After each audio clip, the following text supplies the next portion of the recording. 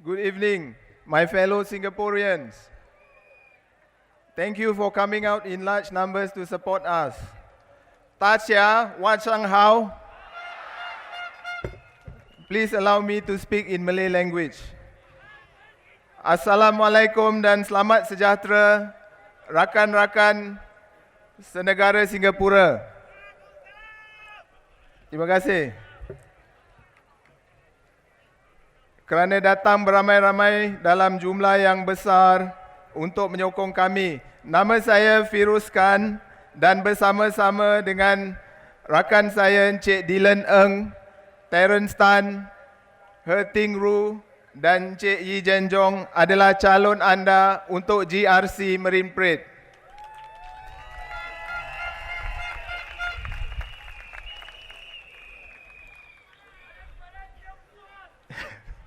Malam ini ramai yang telah keluar untuk mendengar apa yang dapat Parti Pekerja bagi pada rakyat Singapura.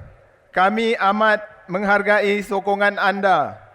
Anda pasti ingin tahu adakah kami mampu menjaga kepentingan anda, menjuarai nasib dan suara rakyat di Parlimen. Malam tadi saya telah bercakap mengenai 3 perkara, iaitu bukan tentang kereta, kondo atau kad kredit. Saya bercakap mengenai kanak-kanak dan tidak mengenapi sesiapa pun kerana mereka adalah masa depan Singapura. Saya bercakap tentang coklat dan bagaimana pengalaman saya mengajar saya tentang nilai trust Singapura yang kukuh dalam sebuah syarikat. Akhir sekali, saya menyentuh tentang pilihan. Malam ini saya akan bercakap tentang 2 perkara. Kos penghidupan dan keberanian.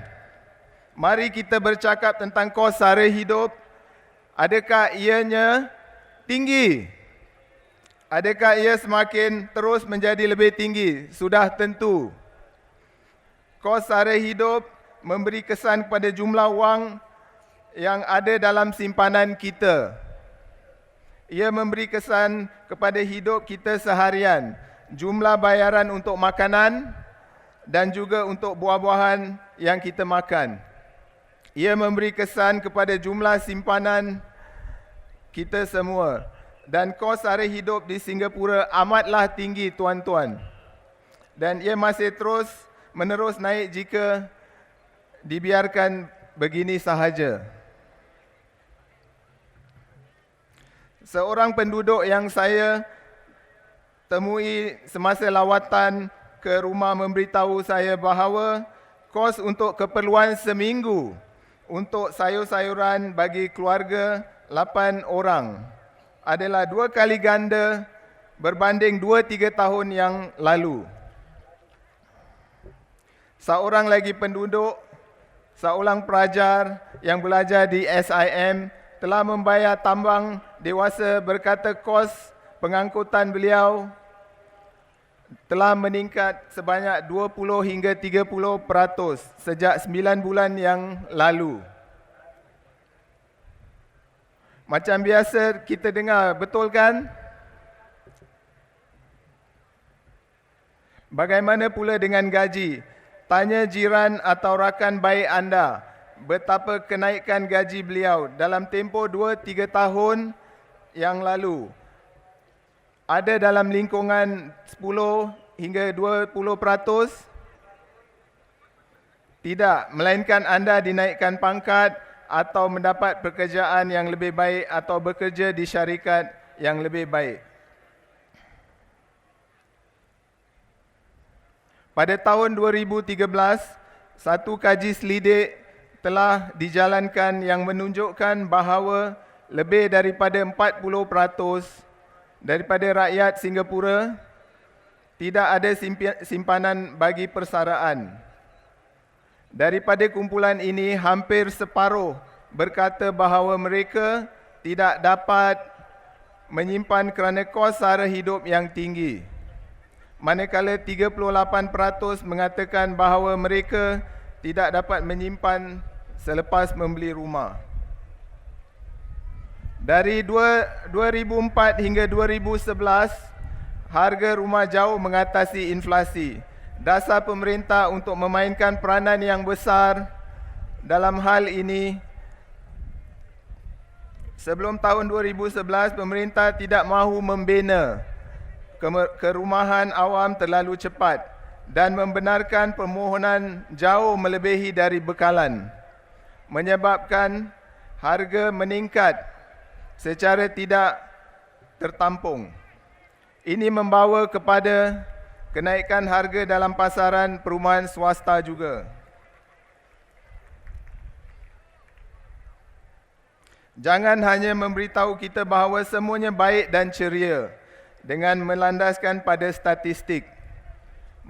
Marilah duduk dengan kami, datang secara langsung dengan kami dan alami cabaran seharian kami yang harus prihatin membelanjakan setiap dolar yang kami ada.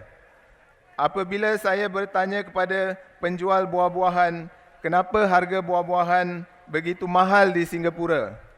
Cuba teka apa yang mereka kata. Banyak yang mengatakan, lihatlah COE, betapa tinggi. Perlukah pengangkutan untuk mengangkut buah-buahan? Betul. Jadi saya mesti mengenakan harga yang lebih untuk terus menjalankan perniagaan ini dan terus hidup. Adakah ini disebabkan kos hidup begitu tinggi? Kerana COE tinggi, kerana ERP dan CBD, oleh kerana hartanah dan harga sewa yang tinggi? Kami percaya bahawa kos ini telah dimasukkan ke dalam kos kehidupan harian kita. Sebagai contoh, setelah mengubah suaian pasar dibuat, adakah sewa tidak dinaikkan selepas semua sudah dinaikkan taraf?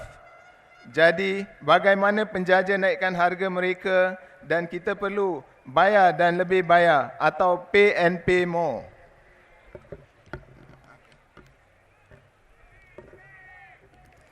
Kos sara hidup yang meningkat memberi kesan yang tak seimbang terhadap rakyat Singapura. Umpamanya, dari tahun 2011 hingga 2014, kenaikan tahunan dalam perumahan dan kos utiliti isi rumah tangga 20% terbawah adalah 2% lebih tinggi daripada 20% teratas. Sementara gaji mereka terus menurun. Ini yang membuat keadaan masyarakat menjadi teruk dan membawa kesan ketidakkeseimbangan. Isu sara hidup itu berkaitan dengan masalah ketidaksamaan. Dalam 2 tahun ini, kos makanan, transportasi dan tuition telah meningkat lebih deras dari kadar inflasi. Sekiranya trend ini berterusan apabila menjelang pilihan raya 5 tahun mendatang, tuition akan meningkat 20% lebih mahal. Pengangkutan awam 11% lebih mahal. Kenapa kita tidak menjangkakan kenaikan kos ini akan terus melambung? Kesan dari kesemua ini akan menyebabkan keluarga berpendapatan rendah merasakan sukar untuk membiayai bantuan lepas waktu sekolah untuk meningkatkan prestasi mereka. Pesara akan menghadapi kesulitan bagi mendapatkan keselesaan persaraan. Justru kita memerlukan landasan yang holistik dan menyeluruh untuk menangani isu kenaikan kos sara hidup di Singapura. Kita memerlukan dasar-dasar yang menangani punca kenaikan sara hidup, seperti saranan parti pekerja untuk mengendalikan pengangkutan awam bukan untuk tujuan mendapat keuntungan. Kita juga memerlukan dasar untuk meningkatkan pendapatan agar rakyat boleh mengenangani kos sara hidup seperti saranan gaji minima oleh parti pekerja. Kita juga perlukan dasar-dasar perlindungan sosial yang perkasa bagi menentukan agar masyarakat dan keluarga mempunyai daya tahan untuk mengatasi desakan penghidupan.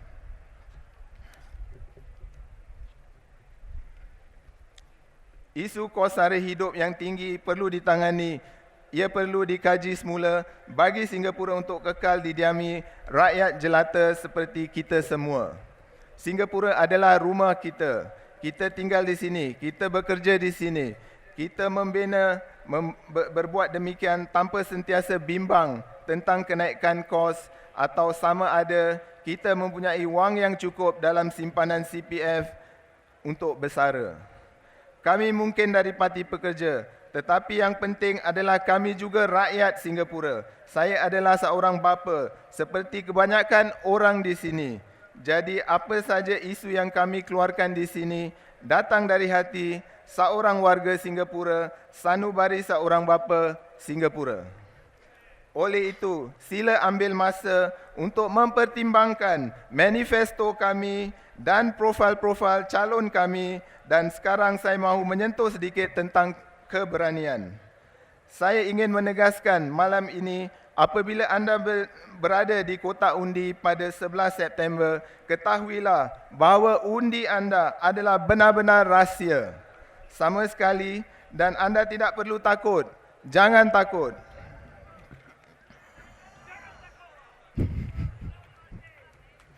Dalam bahasa Melayu terdapat satu perkataan yang sangat indah. Ia juga terdapat dalam lagu kebangsaan kita, iaitu semangat. Kami, calon Parti Pekerja, mahu menjadi suara anda, tetapi kami memerlukan sokongan anda. InsyaAllah, marilah kita satukan semangat agar suara dan kebimbangan kita dapat didengar dengan lebih lantang lagi di Parlimen nanti. Memperkasakan masa depan anda. Undilah Parti Pekerja. Terima kasih.